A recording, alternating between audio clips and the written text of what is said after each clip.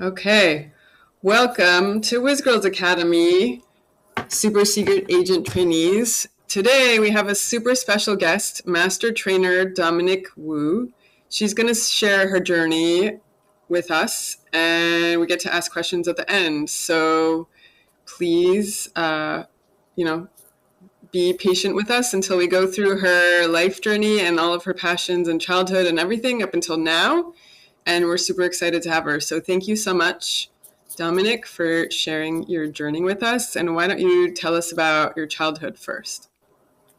Yeah, sure. I was born in Taiwan, and both of my parents were elementary school teachers. So when I was really young, I loved to kind of explain things to people. For example, I was like my little assistant for my mom.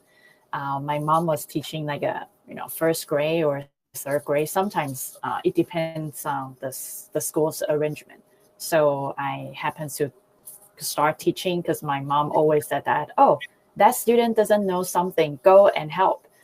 And sometimes my mom probably forget. Sometimes I was younger than those her students. So every time I learn the ability, which is I can learn things so fast, and then I can explain back real quick.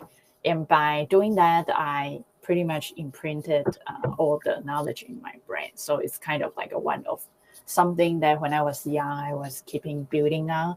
And also, I love reading. So when I was in Taiwan, I pretty much, I think the entire education system was very memorized based. So for example, how I learned English. I remember when I was in high school, I bought a dictionary and I tear the back binder and I stab A, stab B like into small pamphlet. And every time when I go to school, I need to walk to my school and I read one. So that's how I remember English. And that was kind of my childhood. I remember a lot of things. And I study in fine art. So I really love like painting and drawing during that time. And so later on, I got scholarship. Probably about in college, I got scholarship to study in Art Center College of Design back in Pasadena in California. So because of that, I start to see the world. And during that time, I really love to stay here. So I kind of got H-1B and then got green card. I mean, when I say it, it sounds very easy, but the journey was up and down. And then, I think back in 2015, that was my first time to try Gear VR, and I really love it. So I start doing kind of like a little bit design, a little bit kind of like a 3D, a little bit coding. So it's kind of very mixed. So that's kind of something like a very in short that my journey from art to design and to XR. Wow. Okay, so tell us about a little bit, you touched upon it, your passions and hobbies as a child and now, and your dream job as well. Yeah, I know, like I'm kind of mixed. Yeah, so anything you want me to elaborate? Well, specifically, I guess your passions and hobbies that led to what you're doing now, like with your dream job. Yes. I think when I was pretty young, I think everything has the right answer because when I grew up in Taiwan, and there's always because during the types of education is that everybody needs to remember a lot of things and we overstudy and it's very competitive. And I think art is the only way that can show you are a rebel, right? There's no right answer and you can draw something, right? And more freedom than any other area, such as math. There's kind of a right answer, or music. There's kind of like a way to do it, even though there are a lot of freedom. So I think art is probably the most free form that I think when I was young. So I really love like a painting, drawing, sketching. things. So that's kind of like and it leads to me in XR. Yes, um, back in 2015, I tried Gear VR and I really love it because you see you feel you are there, but you are actually not there. You're conscious, you are in a different world, but actually you are not physically there. It's like some types of like out of body, right? You feel like, oh, is this real? But it's real, but it's not real, right? So it's kind of like interesting to explore the reality and imagination. So so I was so fascinated about it.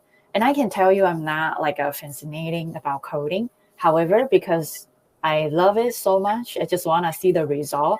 So I kind of make myself to study it because you want something so bad and some part of it you kind of need to conquer, right? Like, right now I'm learning Swift UI because I know that right now Unity is not released the beta version. They are just released to a small group of people. So now you couldn't really use Unity to simulate the Vision Pro prototype.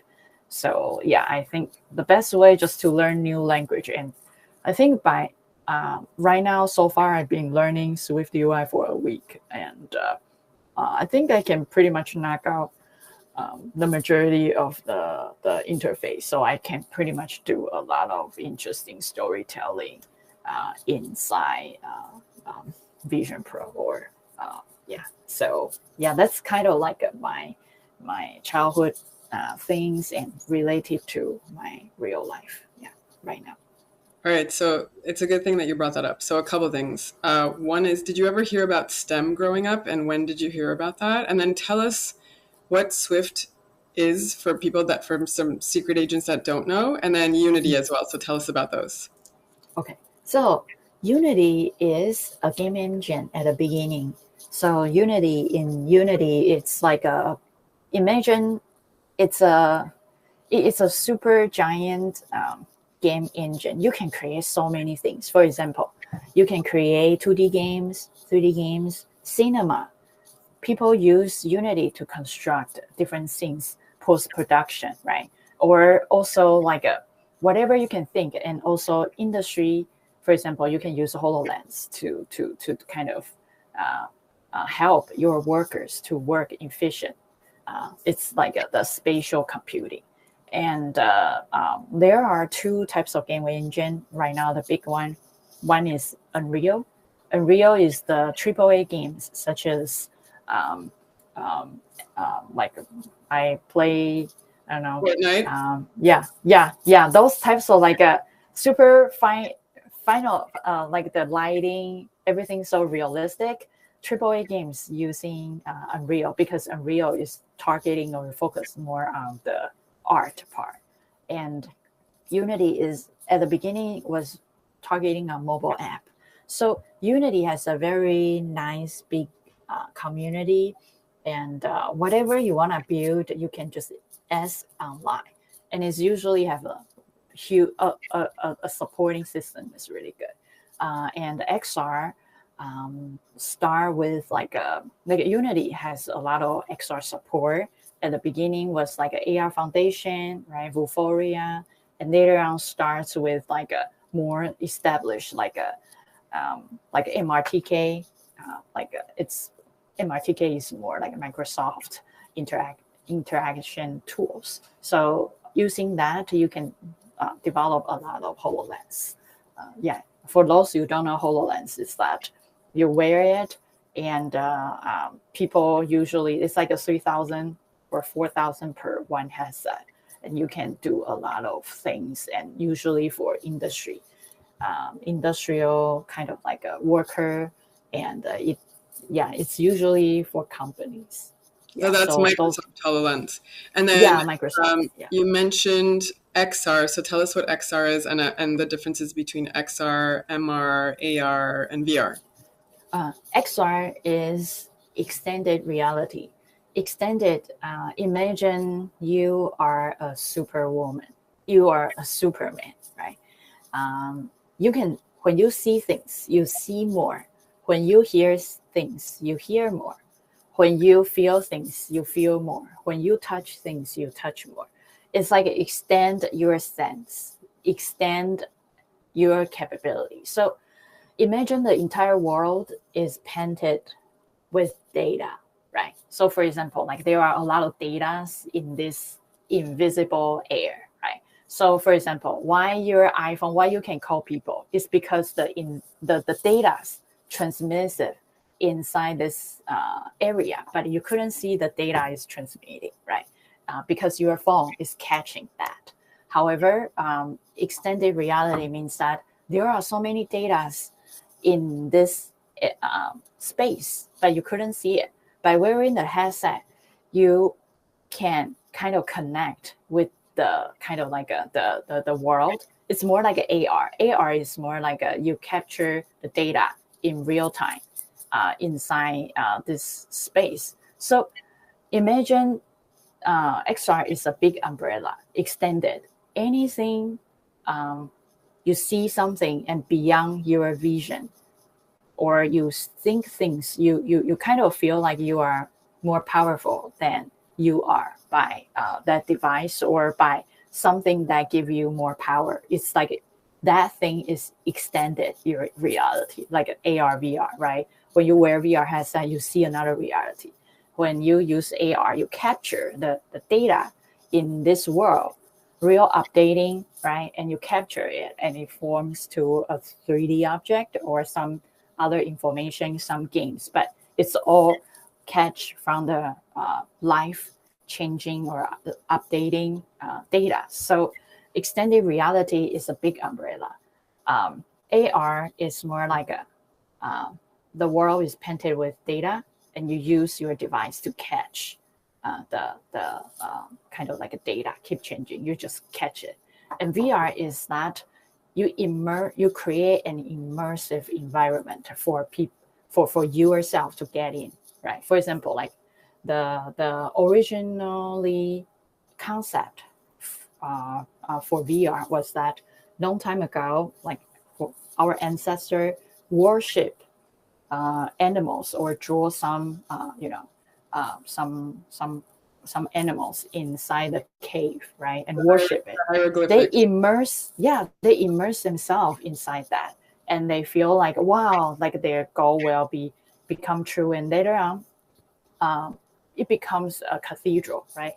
When you go to church, you feel like everything was in divine. You feel like, for example, cathedral, the light tilted or like a very high above ceilings, or like the ceilings is super high, and the light came through the windows and big statue, right, and make you feel like wow, God is with you. So that's kind of is an immersive. So instead of creating a physical room that make you isolate from your current environment, we use, because your eyes pretty much perceive 70 to 90% of the world you understand. So by covering your eyes, it's pretty much can kind of fake you or make you feel like you are in that world. So it's pretty much for like you feel like you are inside another world. By doing that, it change your perception of the world, and also change your behavior by that. So AR is catching the real world data, and VR is putting you from this space, teleport you to another space. So you kind of change your behavior. And MR is that HoloLens create that word, which means that AR, right? AR is something in real life you catch. VR is that something created fake. So MR is AR plus VR, right? So there are a lot of things is real, and part of it is generate the fake 3D model according to the real world. So for example, like there are some plane detection. So computer vision, which using like some high tech, which can detect whether this is a plane or this is a wall, right? So horizontal or vertical, right? once the computer understands this entire environment, the plant and the wall, and they can start putting trees, start putting flowers on top of it, and make it sense, right? So, for example, you can play games. You can put a spider, and you can have a gun, right? And that spider can jump on the floor and climb on the wall. Because normally, if this headset doesn't understand this world, then the spider might kind of penetrate the wall or something. There's no restraint. But if the camera understand the world and pre-mapping all the meshes about the world, it can start building the fake world on top of it. So MR is more like, for example, like you can see like a Magic Leap or somehow, even Meta. I would say now MR is become merged to AR because MR is just because AR can do MR right now. So AR usually means that something related to real world. You are not isolate yourself from the virtual world. VR is totally closed. So right now, I feel like there are a lot of different terminologies that was in the past, but now it becomes AR, and everybody will talk about AR. Yeah. AR glass can do VR as well. So so I think and XR is a big umbrella. So AR is belong to XR, VR, XR, and MR now merge to AR. So that's so far I know. Okay. So I guess in kid speak terms, AR, I remember AR dramatically just because of Pokemon Go. So that's like AR, right? Like that would be a perfect example of AR.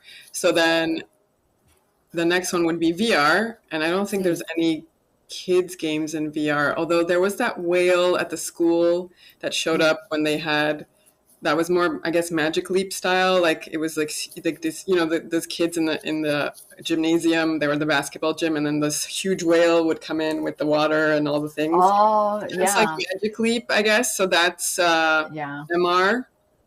Oh, yeah, that's MR. But that's advanced. I think.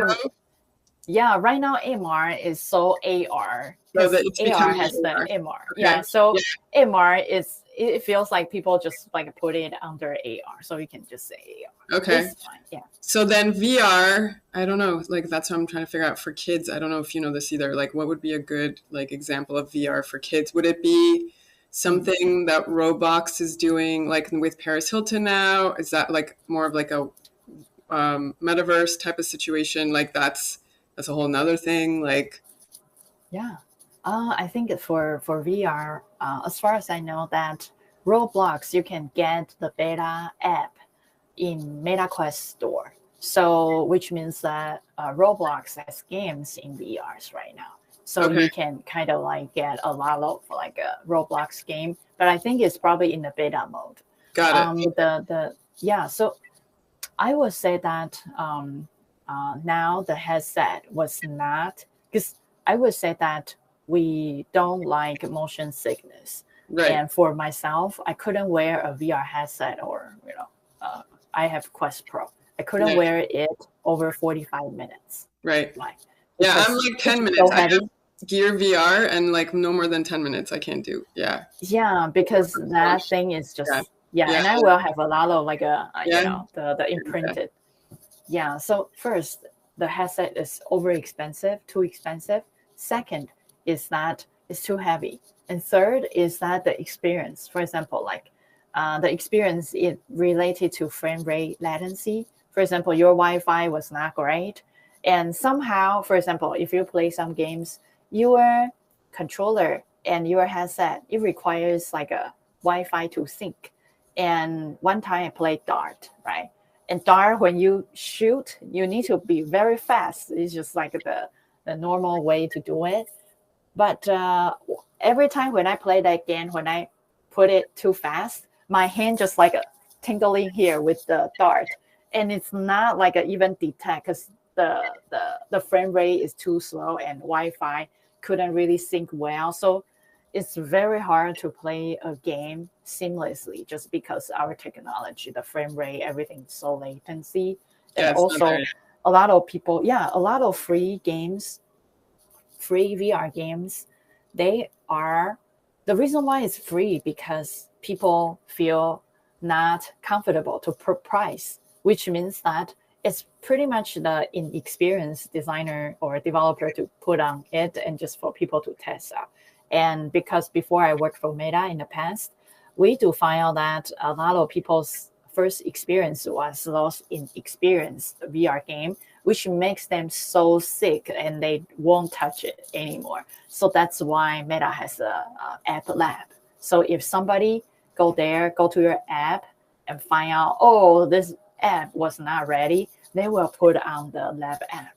Because if you push it, even though you don't charge, make it free. And if you make it free, usually it's everybody's first app because people don't want to spend money. They just want to try free, right? So yeah, and they will hate VR and never come back. So this is kind of like interesting. Yeah. Okay, so then because I want to wrap this section. So XR for kids, is there anything yet, or is it still really new? It's more like the umbrella for everything underneath. I would say that now the age was 13 or something. Yeah, because study always has different versions. Study says that the kids, if they are getting access to virtual world too early, first, it's hard to control them, right? Even though Meta has a parental control, but you don't really know what, for example, if the kids go to the metaverse or Horizon World, which there will be a lot of people that you don't know, right? And it's so avatar. Who knows what will happen, right? So the safety, security was not there yet. And second is that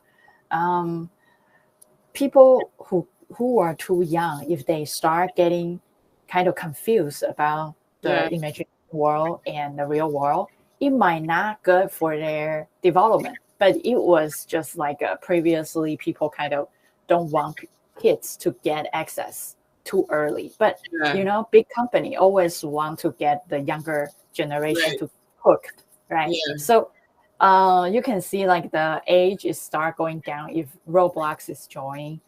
So in the future, we just have to make sure the security, the kids won't get any danger inside, like some VR. That's a huge one. The security, but it's also their developmental, they're still growing, so it's not good for that as well. I get it.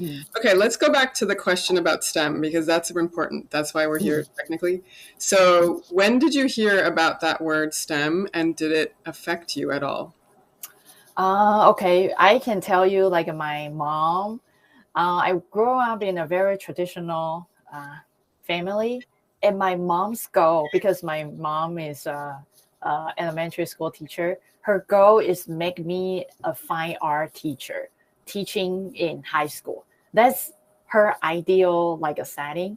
And you know me, I just keep doing something else, whatever against her will. So first she said that don't be a doctor because you it's too busy, right? And you always see the sick people, right? You will feel sad.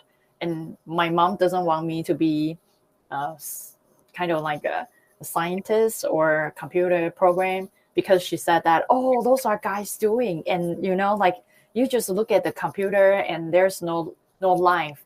And she want me to be an art, a teacher. You see, she said that, oh, every time when I was in school, I saw a lot of art teachers. They don't do a lot of things. And they still got the same benefit of us. And they just draw something. And it's very relaxing life. That's my mom expect me to do it. However, I did everything against. After I got my first fine art degree back in Taiwan, which I was follow everything my mom said until when I was 22, 23. There was a government kind of like a elite program.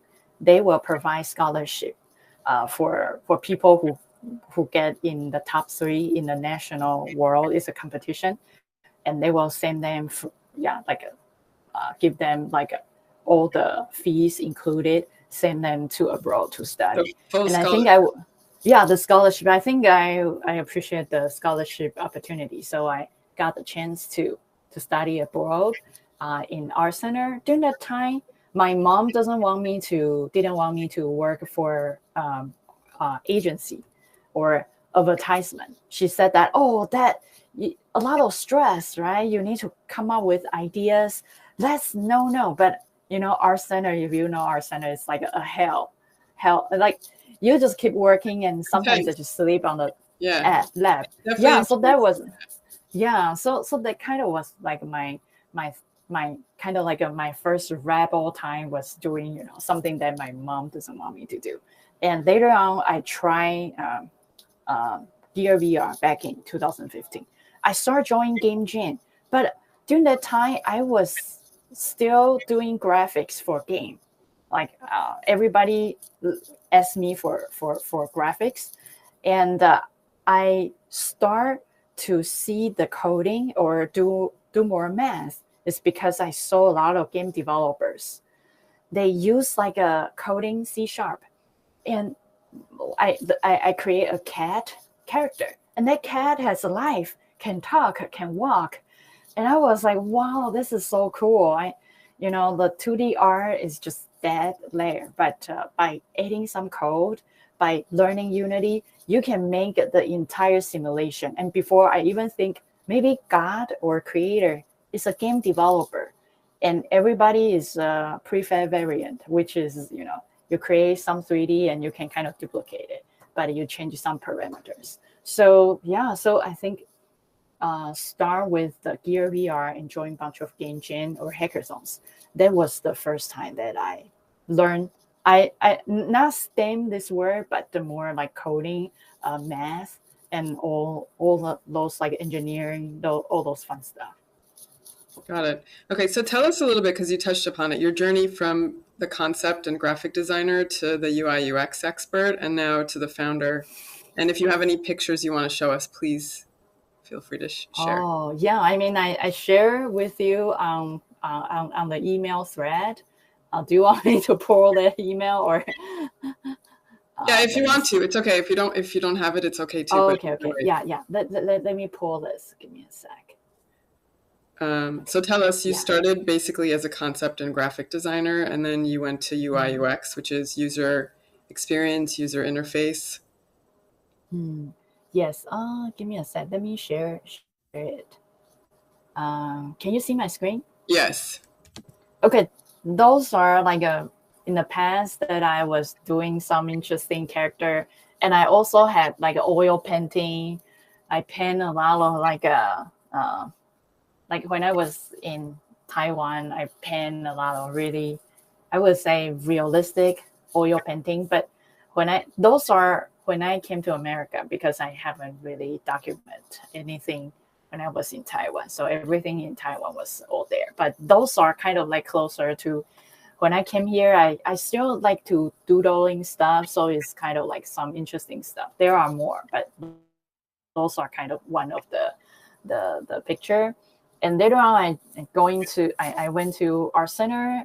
And during that time, the interesting thing is that UI was not even there yet. UI was before I graduate from art center, my last semester, they create a course called web design, something like that. So UX UI is probably after I graduate from art center, probably 2013, 14, that term starts appear. So when I was there, it's pretty much branding system, logo design, typography, package design. And I was dreaming about being a package designer because package is cool. It's like a 3D, right? And you can do a lot of cool stuff according to different topic. So I told people that I was package track, right? But after that, I go to my first job. Sometimes life will direct you to a certain point that you couldn't even control. So my first job was working for a skincare company. Yeah, and I can tell you, I don't really care about cosmetics, all those stuff. But it's pretty much I just do a lot of graphics. But they want me to create a lot of websites, so I start doing a lot of graphics. This is probably graphics, right? And later on, I start doing a lot of my first job. I did a lot of web design without knowing that is UX UI. And later on, I switched to Agency 2.0, which I did a lot of website for startups. So it's kind of start from graphics, right? And I picked myself like package design. But unfortunately, after I graduated, I couldn't find any package job and ended up to do a lot of UX UI. And later on, I started realize, wow, UX UI becomes such a big thing after COVID. So yeah, it's kind of like I become some people's mentor. I kind of mentored a lot of students, UX UI students, for at least 3 years and at least like a few hundred students in the past. So yeah, that's kind of me. Yeah, this is, yeah. And later on, I create a lot of tutorials. If you don't mind, I can share with you. I create a lot of like simulation. If you see this. Wait, hold on. Let's go in sequence. So between UI, UX, and then when did you end up at Meta before you started your courses? Because that's the in between, right? Yeah, that's the in between. Facebook? Facebook. Yeah, in Facebook, I would say I self-taught XR when I was probably about 2017. I self-taught like Unity, and I started posting. You were working at Facebook at the time? Oh, no, I worked for Facebook 2 years ago. So this was even earlier. So if you see my window, I post a lot of tutorials like a Saturday, Sunday when I have time. Okay, so you were doing it on the side basically while you even started at Facebook. Yes. Okay. And the reason why I get into Facebook was because of my side gigs. Like, interesting. I show my high interest in AR, VR, and I also host like an XReality meetup. And now we have 5.6K people, a few K people, and every week we have XR experts. I started this meetup 3 years ago, back in 2019. So it's kind of like keep building up. And sometimes you don't need to tell people how passionate you are. You just show that, hey, I've been doing this community, and this community has like 5.6 thousand. And I've been building this community. Now we have 1.6K, and I keep doing the simulation for Vision Pro. So those kind of adds up. Yeah. So even this is kind of was a hobby, but now it's becoming real like work every day. And so tell us about like if there's like how old are the students that come to your events? Are they like college age or younger? And like, do you have anything for like the 9 to 14-year-olds? I would say it's more older. It's probably college or early young adults want to switch their career. But I would say that the UX UI is not like, oh, you have to wait until you are a certain age. It's pretty much Figma, right? Figma is that some box and you put some fonts and you kind of arrange things pretty. Now I'm doing the Swift UI, and pretty much it's the framework. You just type whatever you need and you type modifier, and it will modify according to Apple's rule. So whatever you put, it won't be too ugly. It just, So all we need to do, for example, right now, what I do is that I just learn all the programming frame, and I can start apply. Nice. And do you think the kids need to know how to code, or they could do like this stuff? And also, you didn't tell us what Swift is exactly, so tell us that. Yeah. Okay. Swift is the way that developers to create iOS app. Swift is a language. Yeah. It's Apple's engineer create a framework. Swift is a language for iOS build or watch, right? Or Mac, right? All those apps if you want to build it. And Swift UI is specifically just focusing on UI. For example, like, it has like H1, H2, and you just keep like, it has like a different stack, V stack, H stack, and you can add buttons. And when you click something and you switch to another different types of content. So pretty much if you want to develop any apps, you use Swift UI. And now the interesting thing is that, I think Unity and coding, I think all those are good. And coding, I think once you know one language, and that language, because the structure is all the same. It's just change different words. So Right. if you know one, and you can apply and any other things, for example, Python, right? JavaScript, all those has like some same logic, Yeah, but similar. different words. Yeah. So I always tell them it's good to learn HTML and CSS. That's what we teach at WhizGirls Academy, and then UI UX, and then you can add JavaScript and HTML and HTML5 and all those things like you build on. Because once you know the base, it's pretty easy. So Yeah. I agree totally. Okay, great. So Swift we heard about. Let's see, what else did we have? Oh, okay, this is a good one. So what did you learn when you were 11 years old that you've kept with you today? What piece of advice were you given? I would say that, this is a very cool question.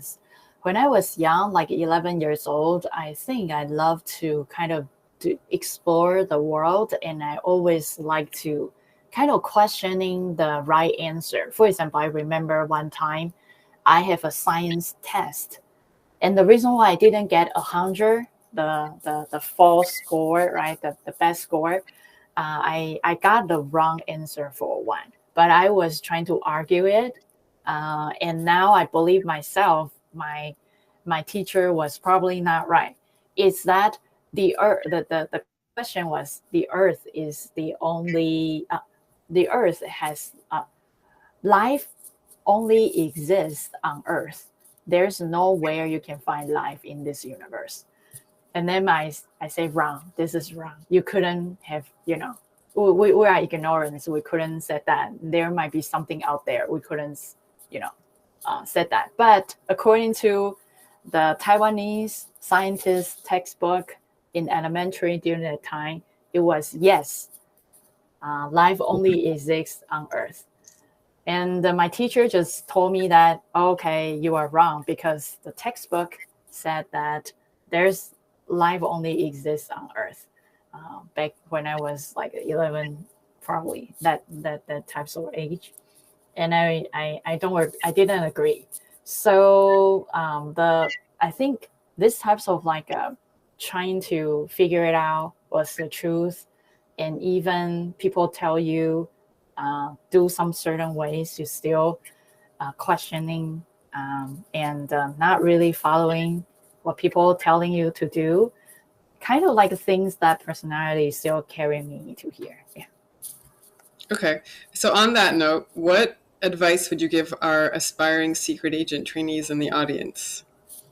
I think maybe start doing something on the side that inspires you. Because right now I know a girl called Grace. She is the founder of Design Buddies. And now she has combined audience about 57K. And she says she started building her audience by sharing her lifestyle photo and her lifestyle when she was 16 years old. And now she's 26 years old.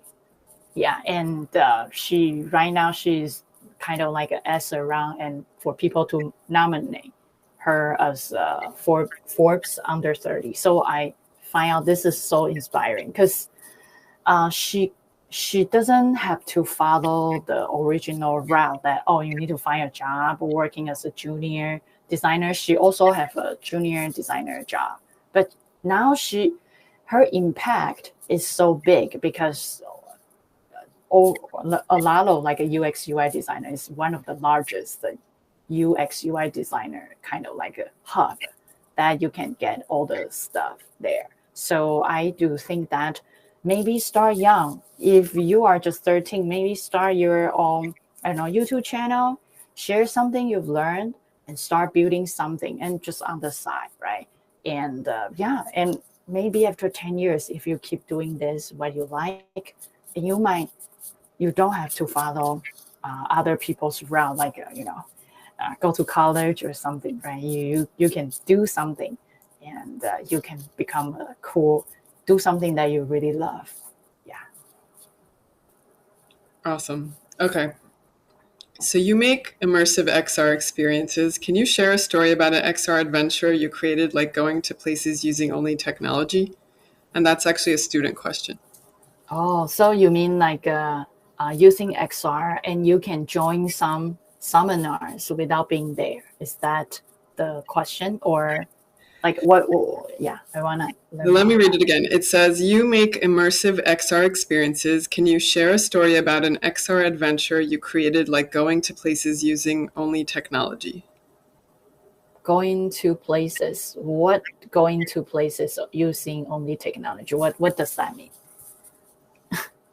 I'm guessing it's you're using your imagination to create these worlds and different places, and you actually are in the physical world, right? Because you said this is like an immersive experience with XR. So I'm guessing that's it.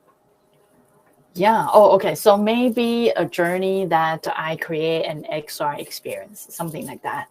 Okay. So I create a bunch of them. I think at the beginning I create Spark AR. I using Spark AR types of like the studio, and I kind of implement a lot of interesting things. For example, like I even joined one of the NASA launch event, and I create some flyers. For example, I print out some flyers, right? And you can use your phone and scan the QR code. You can see a lot of like videos or 3D models or some interesting animations on top of that flyer. So I would say that AR VR is pretty much adding extra flavors on top of it. And also before I work on kind of like a pop-up museum called Candytopia, they use candies to sculpture the entire museum. For example, you can see like different animals or paintings, but they are made of candies. And during that time, I was getting a project that by using download Candytopia app, I was designing the Candytopia AR app. So you scan over those paintings, and there are extra things pops up and do the animation stuff. So it because Candytopia is the Instagram ready types of for young millennials to post on Instagram. So by doing that, people have extra content to post or video to post to interact with the sculptures, candy sculptures inside the museum. So that was also one of my projects. And I think it's probably in my portfolio, Hummingbirdsday. Hummingbirdsday, it was my personal portfolio, and later on, back in 2019, it becomes my yeah. If I may share my screen, I can share with you. Oh, I can share with you this project. Yeah, Candytopia. I was the UX UI designer to create this. So if you see this, yeah. So I create the research, user flow, and design. Yeah, and this is the old design. And the challenge is that they have so many colors, but as a designer, you couldn't mess up the color because you need to kind of, even though there are so many colors, you need to still make them under control. So I was the person who created the entire flow and all the design. So for example, if you aim the coaster, you can see that there's a little pig flying. I was the person to create this one. Or you aim the coaster and the souvenirs. There are a lot of like a souvenir kind of coasters, and when you download the app, you aim the coaster, it will show up like unicorns or some interesting 3D animation. So that was one of my project. Yeah. That's amazing. And how long did that take to make? And what was the design process? Like, did you have people say yes immediately, or did you have to go back and forth? And like, tell us how long that took. Because during that time I was working under an agency called Augmentally, and it probably took a couple of months. I worked there as a full-time AR designer. So I would say 1 to 2 months. And I was working, everything was so fast, but it still took me 1 to 2 months. Start with research, because I think research is very important because you need to know what's their current branding, what's their current style. So you won't design something that is totally out of their branding. So doing research and probably couple of screens. And I also do the wireframe just to tell them that, hey, this just like very quickly, hey, this might be the overall apps. And yeah, and by revising, and I have art director. So go a couple of rounds and people kind of like it, don't like it, or hey, we need to put some legal stuff, right? Or hey, this part we wanna put like events, or sometimes in their internal team will have a lot of different discussions. So we just have to keep revising according to those. And this is before you worked at Facebook or after? Before. Yeah, it was back in 2017 or 18. I worked for Facebook back in 2021. Oh, so recent-ish, kind of. Okay, so how long were you at this company for? How long? Probably about a year. Yeah, it's called Augmentally. Okay. Okay. Let's see. The other question that I have here is, through XR, you explore new possibilities. What's the most amazing thing you discovered about XR, and how do you think it could change the world? I think the most important thing about XR is that it helps us, it enhance our kind of perceive of the world, right? For example, when we are inside, like let's say a lot of medical students when they study, autonomy of human body, or some different structures of the eye structures, it's really hard to understand through the 2D pictures, and people need to start thinking like 3D, three-dimensional things, right? So now start a lot of medical school students, including Taiwan, they want to include HoloLens types of kind of like an app to help them to create different types of lessons. So you can kind of like understand more because it's 3D, right? But sometimes, for example, if a human's front and back, right, the things will be different. But if it is a 3D human, you can take things in, take things out, right? You learn the structure better. And also, I would say that XR can really help us to change our behaviors by changing our environment. So yeah, for example, I usually told my student that imagine the world become a spatial computing. The buying experience will be changed. Right now, when we buy, like go to Amazon and trying to check out stuff, what's your process? You go to Amazon, type URL, go to Amazon login, right? You go to bars, right, and search, type maybe Nike shoes, right? And then it will have a list of Nike shoes 2D, and you click in and you read the descriptions and you click small thumbnails and trying to imagine, right? And you see the size, but you don't know which one fits you, right? And you just guess and you click something and you look at the review, right? And you're kind of debating whether I want to buy it or not. But at the end, you pick a size and you check out, right? However, if this is in VR or XR, metaverse, what will you be? You probably just say, hey, Amazon or Alexa, I want to take me to the Amazon store. I want to see more shoes. And So maybe it's you voice wear the goggles. activated. Yeah. And then later on, because of all your purchasing history, right? You just see a bunch of nice shoes in front of you, right?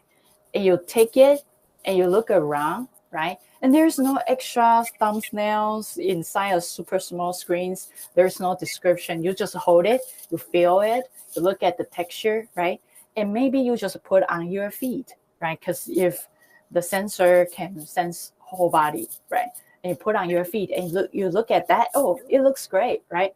And you just say, okay, I check out. You just take it and put it in your bag, right? And imagine after you put out the headset or something, or take out the glass or close some very lightweight like glass, and then there's a drone knock your window and say, hey, this is your Nike shoes. How's that seamless online offline experience integrate with XR? You don't need extra screens. You don't need whatever button, right? You don't need menu. You don't need to click. It's just something that you purchase in the mall, but the mall is just right at your place and know you so well. You use ultra low friction effort to get whatever you want. Yeah, that's very cool. So on that note, here's the last question, and then we'll do a round of hot potato things and a quick wrap up. So what do you think the future of XR will be like, and how can we all become XR explorers and creators like you, making the world even more amazing? Yeah, what will XR be? A lot of people knows that the future of computing will be spatial computing, which means you put a 3D object inside website, right? That's the easiest way to say it. So by that means that we can probably be part, it's like a Cyberman. We will be part of the internet. We can communicate easier. And the virtual information and also physical body will start merging together, right? So, and yeah, with the power of AI, right, we can kind of like become super powerful. So by that case is that UX designer, maybe the next job will be immersive spatial computing designer, because your UI needs to have a depth, right?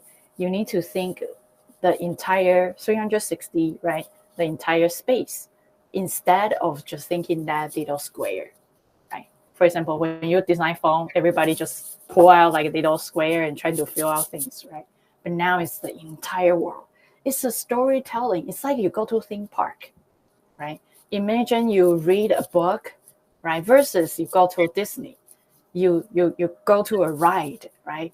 That is very different. That one is static, one is storytelling, right? So yeah, so that's probably more like the entire world will be gamified, right? More like, for example, like all the XR apps right now built on top of game engine. Do you think it won't be gamified? Yeah, it should be gamified a little bit, right? It should be like 3D object, right? And show like make you motivate. Feels like, oh, this is so fun. You don't even feel like you are working, right? Feel like you are playing, right? So yeah, it will have some changes, and it's great. Like the girls just like 11, 13 years old. So that's your world. We are here to help you to, do the infrastructure. But in the future, you will be the generation who benefited, right? So yeah, so that's something for you guys. Yeah, for us, we are kind of, I know a lot of designers, they just say, I don't want to learn code. They are resist, right? They are trying not to touch it. But I told people that, hey, if you see this, college, there's a news. College student, the AI the registration course is like every AI class, people just keep learning it. And kids right now, when in my age, we play mud, right? And a little younger than us, they play Lego, right? Now kids are play chips and coding. That's their little robot, interactive robot. It's their thing, right? Yeah, and, it's awesome. Yeah. And so I think enter into spatial computing for young generation, it's natural. You just feel like, oh, it's fun. The world become Roblox is fun. And for us, it's like suffering. Like, oh, I want old things. Give me the old things. We don't want to change. The things we grew up with, right? Yeah. I want paper book, right? Yes. Let's do the quick round because we're running out of time. So what toys did you play with as a child? Probably some dinosaur bones. I like to, dig some bones and collect some dinosaurs. Yeah. All right. How about video games? Super Mario Kart. Okay. Did you see the new movie? I know. What's that? The Super Mario Brothers movie. I just saw it. Oh It's really no. cute. You should see Oh it. really? Okay, okay. That's cool. Yeah, yeah. Okay, so what movies or TV shows are you watching, or streaming shows are you currently watching? Streaming shows. Oh wow. Uh the story of Cabinet. It's like a Black Mirror types of things. Yeah, Black Mirror. Black Mirror stuff. Okay. And Yeah. what about sci-fi? So between Star Wars and Star Trek, which one are you, a Trekkie or a Jedi? Um, I would say probably Star War. So you're a Jedi. Yeah. Okay. That makes sense because you're a rebel, so that's totally makes sense. Yeah. Okay, so let's do this. We're gonna do key takeaways really quick, and then add if I missed anything. So Hmm. extend your senses, be curious. You don't need to tell people how passionate you are. Show them through your actions. Explore the world, look for the right answers, seek the truth. Start doing things on the side that inspires you. Build a community, and start now. Yeah, right. Start now. Yeah. Did I Yeah. miss anything? No. And I think if you can start something, start now. Why? Because if you fail, your parents, you still live in your parents' home. You don't have too much responsibility that you need to, go out and get your living. You can kind of like, you have a lot of leverage to get fail. Yeah. Okay, awesome. All right. Thank you so much for taking the time Yeah. to chat with us.